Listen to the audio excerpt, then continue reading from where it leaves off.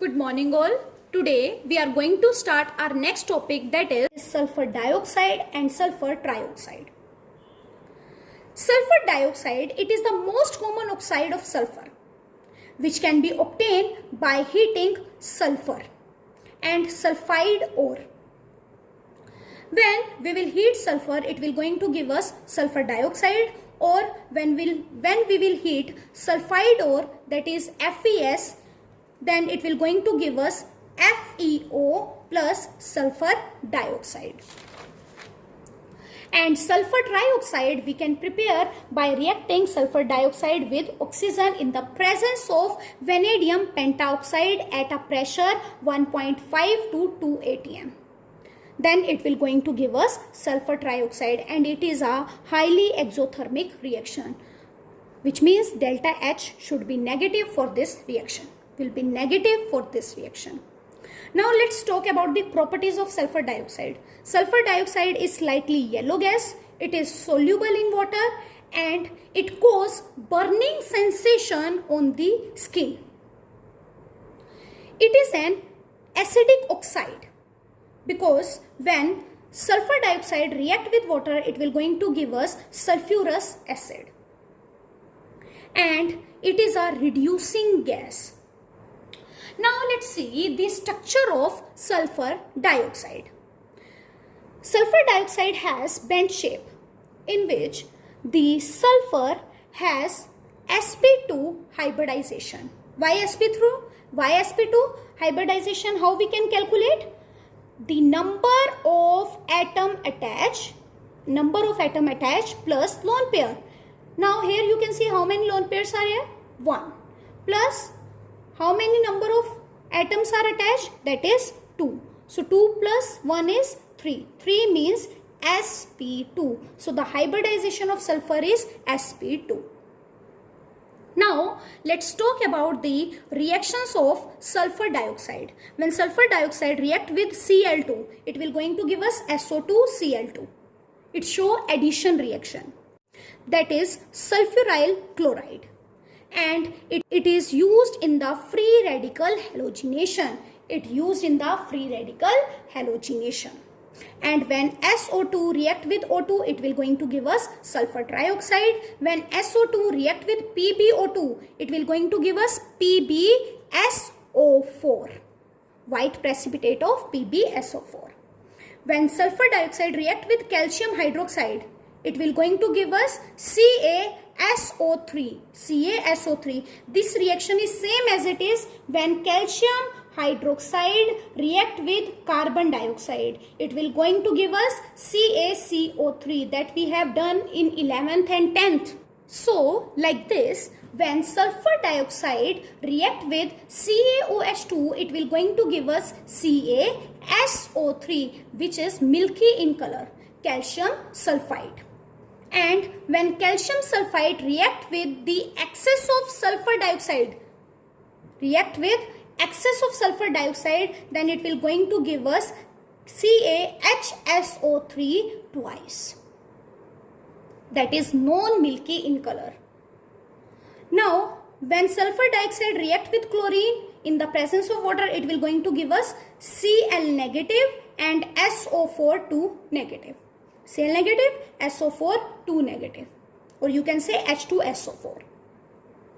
When SO2 react with KMnO4, it will going to give us Mn2 positive plus SO4 2 negative. Mn2 positive plus SO4 2 negative.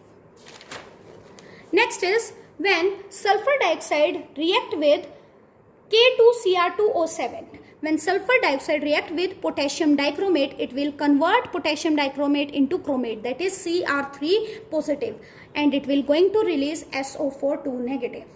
When sulfur dioxide react with IO3, it will going to give us I2. When sulfur dioxide react with Fe3 positive, it will going to give Fe2 positive plus SO4 2 negative. When SO4 react with PCl5, it will going to give us POCl3 plus SOCl2. POCl3 plus SOCl2. And POCl3 is a dehydrating agent. and when SO4 react with PbO2, it will going to give us PbSO4. Now let's see the structure of SO3. The structure of SO3 is S double bond O, double bond O, double bond O. That is trigonal planar, having angle 120 degree. And the hybridization is, how many number of atoms are attached? That is 3 plus lone pair is 0. So 3 means sp2. Hybridization is sp2. Now let's see the bonding in SO2 and SO3. As you know, sulfur outer electronic configuration 3s2 3p4. If I want to write ground state electronic configuration, then it will be 3s2 3p4. Now if I write excited state electronic configuration, then this electron will go to this orbital, then it will be 3s2 3p3 and 3d1. Now let's see the oxygen electronic configuration. The outer electronic configuration of oxygen is 2p4. 2p4. There is one more oxygen in SO2 and its also electronic configuration is 2p4. That is this. Now sulfur has this electronic configuration. Now as you can see, this orbital is fully filled, so it will not going to participate in the bonding. So 2p of this oxygen and 3p of this sulfur will going to give us sigma bond, and again 2p of this oxygen and 3p of this sulfur going to give us sigma bond. Then 2p of this oxygen and 3p of this sulfur going to give us pi bond, and 2p of this oxygen 3d of this sulfur will going to give us d pi bond, will going to give us d pi bond, d pi bond.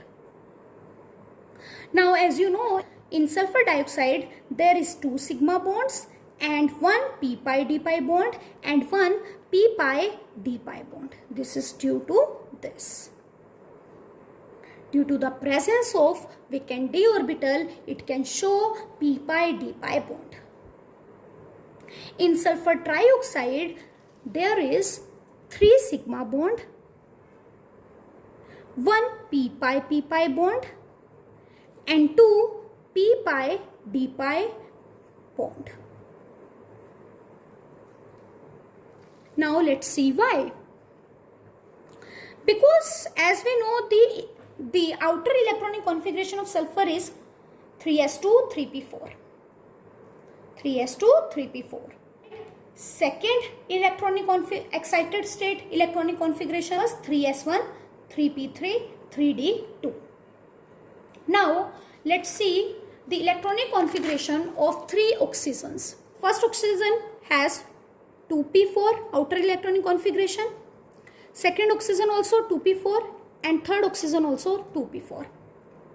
Now as they all have 1 paired electron, so they will not going to participate in the bonding. Only unpaired electron will going to participate in the bonding. So when this unpaired electron of 2p, of oxygen interact with 3s, interact with unpaired electron of 3s, then it will going to give us sigma bond. And when this unpaired electron of 2p of this oxygen interact with paired electron of 3p, then it will going to give us sigma bond. And when this unpaired electron of 2p of this oxygen will going to interact with the 3p of this electron, then it will going to give us sigma bond. And when 3p electron of sulfur interact with 2p electron of oxygen, it will going to give us pi bond, that is p pi bond. When 3d of sulfur interact with 2p of oxygen, it will going to give us p pi d pi. and when 3D of sulfur and 2p of oxygen interact, it will going to give us p pi d pi bond. Now let's see the oxo acid of sulfur.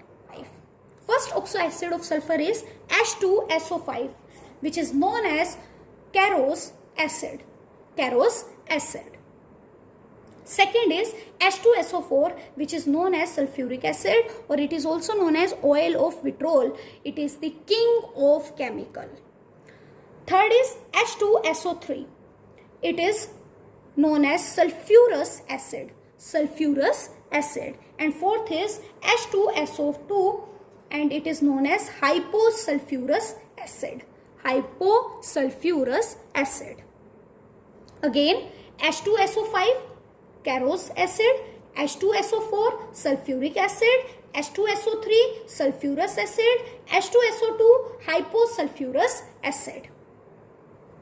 Now, let's see next, that is H2S2O5. It is known as thiosulfuric acid. Thiosulfuric acid. H2S2O6, it is known as dithionic acid.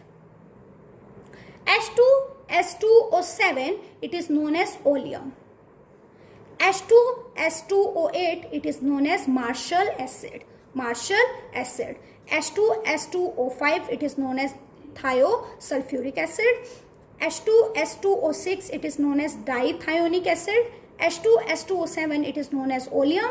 H2S2O8, it is known as Marshall acid. So that's all for today. Have a nice day ahead.